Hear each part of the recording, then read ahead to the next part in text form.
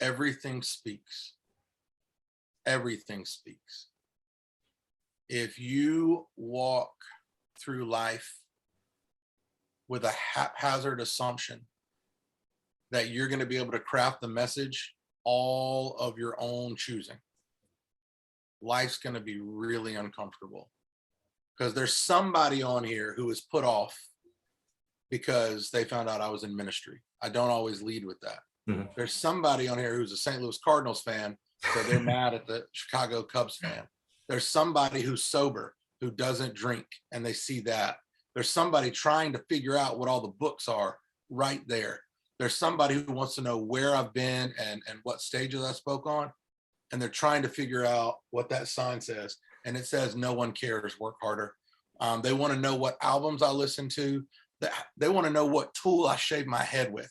And it is the greatest tool ever. I love that thing. If they're listening and they want to sponsor, call me, Pitbull, call me. But I think it's everything speaks. It's very easy in business to have that. But man, you asked a great question about where personal social media rhetoric, whatever it is, whatever you believe, can harm your business.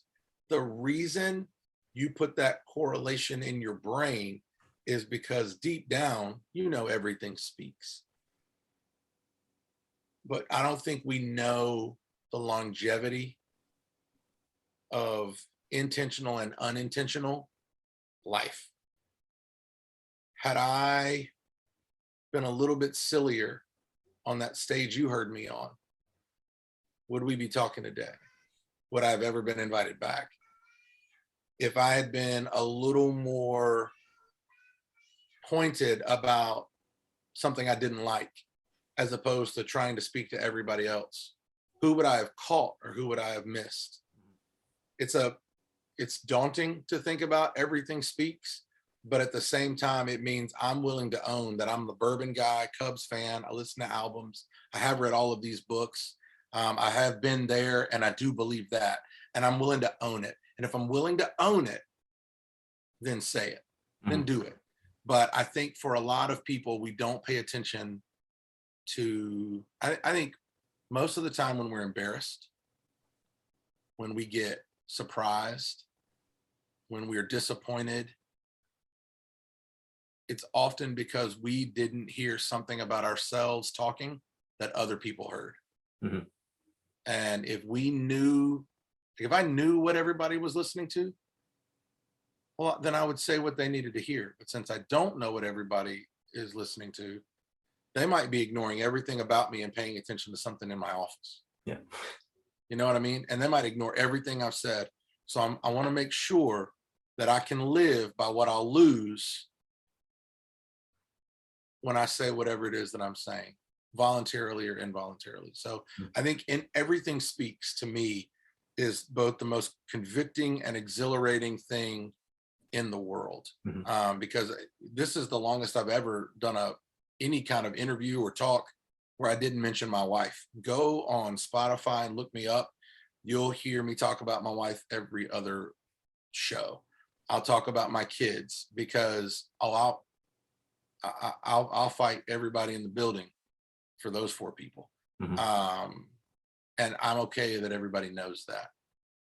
And I'm okay that if I don't bring them up and someone who's heard me before hears me, it'll be funny because they'll be like, well, he didn't even bring Grace and the kids up at all. So I think it's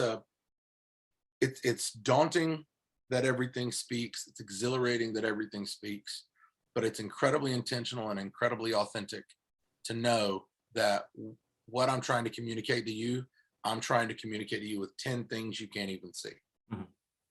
Like Brad's going to be very real with you. He's comfortable saying he was in ministry, but he's also comfortable having 20 bottles of liquor right behind his head. And well, Brad, that's confusing. Good. Ask me about it. Good. Like let's engage in that, because I want that to be something you hear when you talk to me. So I think that's the big one is the intentionality and authenticity of everything speaks. So how is success relatable to coffee?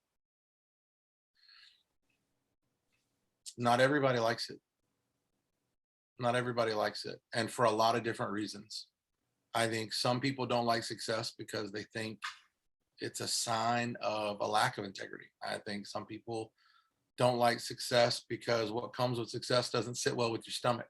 It makes you nauseous and makes you uncomfortable. I think some people don't like it because it seems artificial and shallow and pumps you up a little bit more than maybe you need for the day. And some people don't like it because they think it's addictive. And I think all of those things are true of coffee. You know, it unsettles some people's stomach. It gives people an artificial high. And man, I think a lot of people think it's addictive. So that would be how success is a lot like coffee. It sounds like you had that prepared all along. No, I love coffee. I do. That's not to be encouraging. That's not coffee. That is water, but it has been coffee before, and that's a large cup. Oh yeah, I can see.